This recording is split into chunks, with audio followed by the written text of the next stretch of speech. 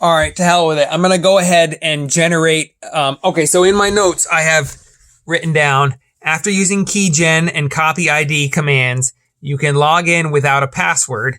SSH keys will authenticate instead. So I'm going to go ahead and create the key and copy the key over to the slave, and maybe it'll stop asking me for a password. Maybe I'll just automatically win. But then again, maybe I'll screw it up, and then I'll have extra passwords that I don't know how to use, or things I don't know how to start up because I am pushing buttons and don't know what the frick I'm doing. But I'm going to go ahead and do it because to heck with it. I want to get it done tonight. We're back to, here, I might as well write this down. We're back to pi at pi with master as the password. So pi at board 1 and pi at board 2. They both have the static IP address. Actually, I checked this board 1 static IP, but I haven't been on board 2 today to check it.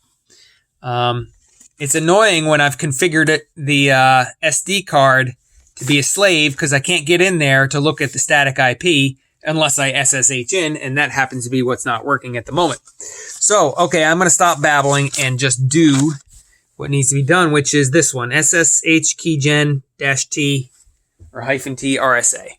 So we're at pi board, we're at root director of the directory tree structure. So SSH -keygen space -t space -RSA. Is that right? No, not -RSA, just RSA.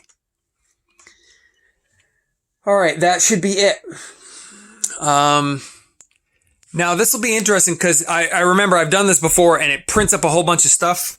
And there's actually some random pixel art. I forget what they call it. Random character art that is actually acts as a key as well. But I'll go ahead and press enter. Generating public-private RSA key pair. Oh, I forgot to say, after RSA, if you put a space and the number is like 4096 or something, you can get more or less bits of encryption. I should have taken it down here. It should be in my notes, but I don't see it. It's here somewhere in my notes. I think 4096 is a number to get yourself some extra encryption.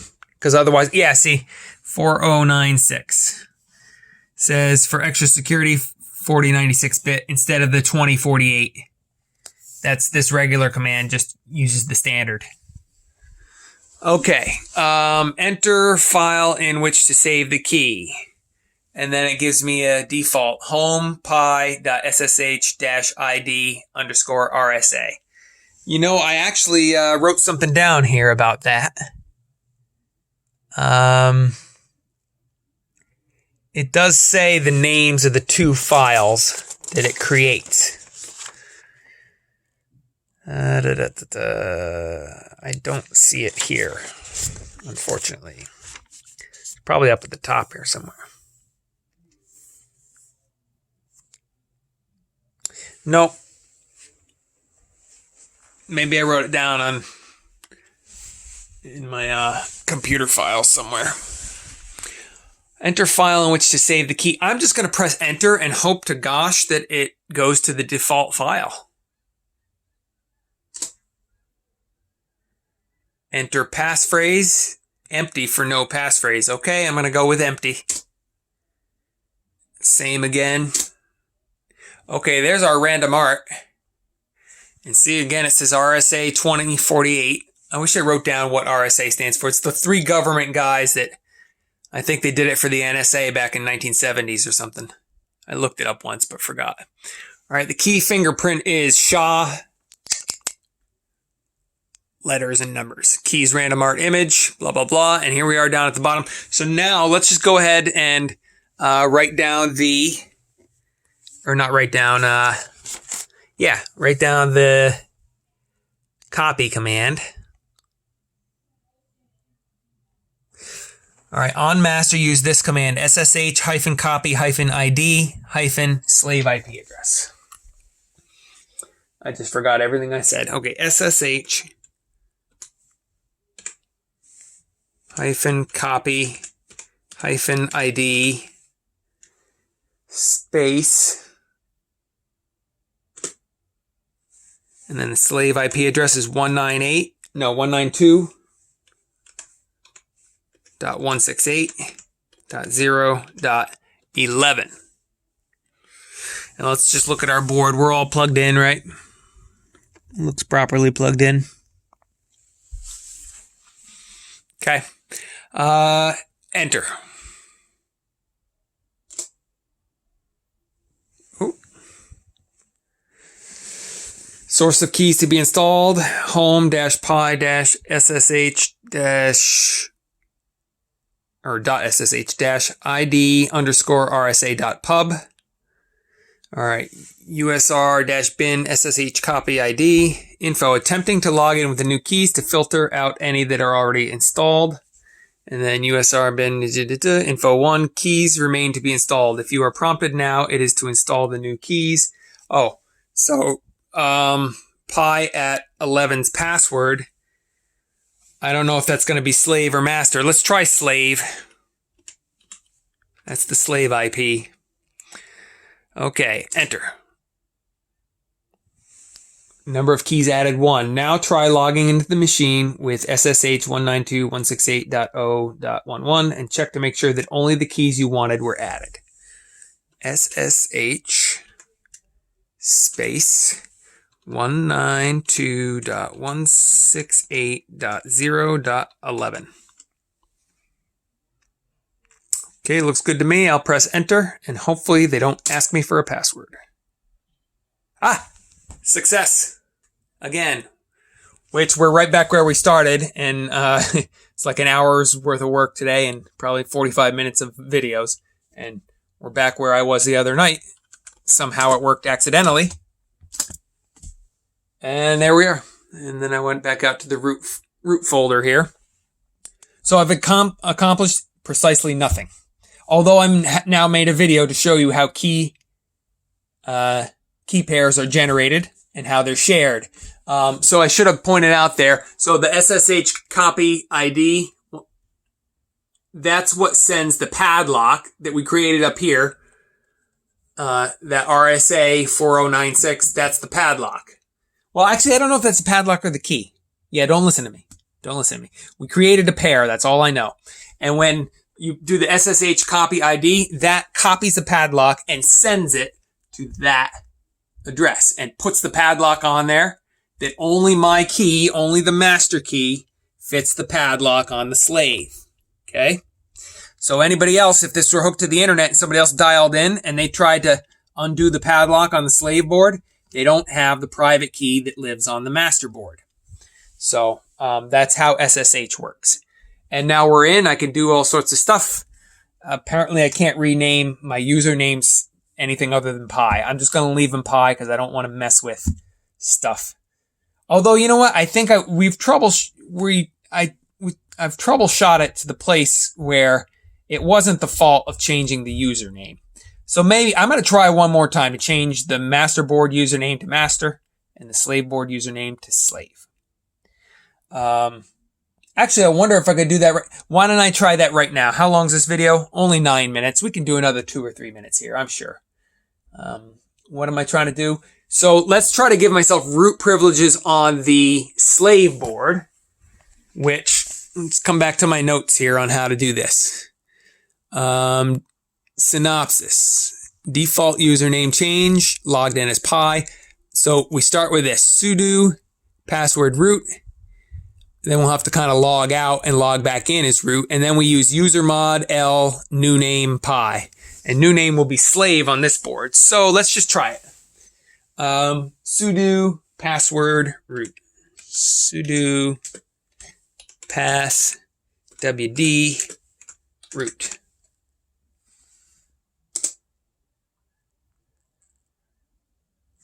We'll call it root again. So now both the root passwords on the master and slave board are both root. Password updated successfully. Log out.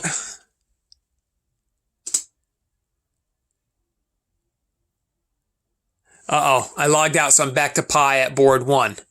So how do I SSH into root of the slave board instead of pi of the slave board? I think that probably involves another static IP. Let me try this, though. SSH root at board 2. See if that's clever enough, huh?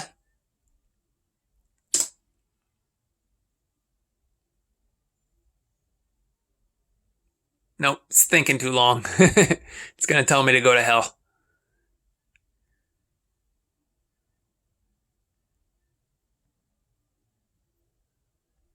Could not resolve host name. Board 2, temporary failure in name resolution. Let me try just simply board 2. But again, that's going to tell me to go to hell. So I can try, I can SSH back into point 11, into board 2, and then just try to log into root at board 2. See if that'll work. I'll try the all right. So this will work, hopefully still work. Yes, back into board 2, but we're in the home directory, so I'm going to cd space /. Now we're at the root file folder of the tree. Okay, so I want to try login root at board 2. Maybe I could just try login root. Cannot possibly work without effective root.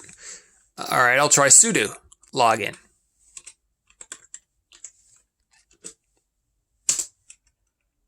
Oh, password. Okay. Root. Login incorrect. Board 2 login. All right. Slave. Oh, no. How about,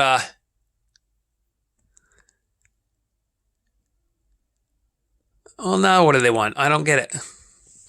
All right, I'll try slave. Oh, no. Board 2 login. Okay, yeah, here we go. Root is what I want to log into. They'll ask me for the password. All right, let's try slave. Slave.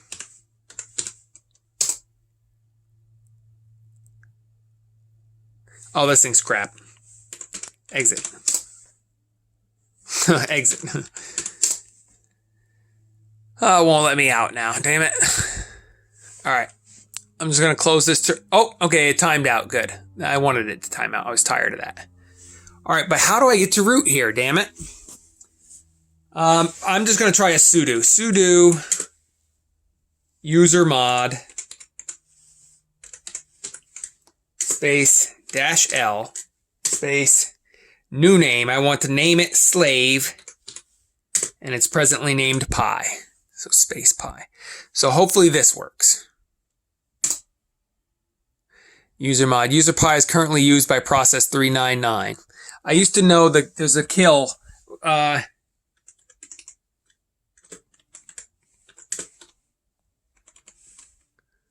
hope this doesn't break.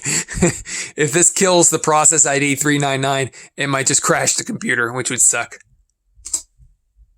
No. Kill arguments must be process or job IDs.